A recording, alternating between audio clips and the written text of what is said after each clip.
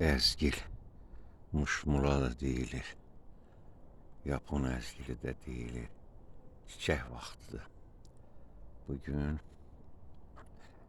noyabrın 9-u. Bu vaxtı çiçəkləyir, arılar da var. Mənə görüb qaçdılar, söz yox. O da görə bilirsiniz, arxadakı çiçəyin üstündə var.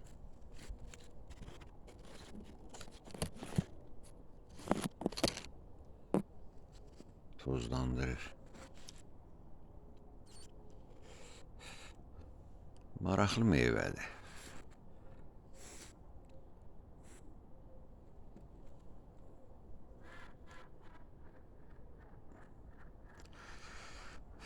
Sağ olun, sağlıqla qalın.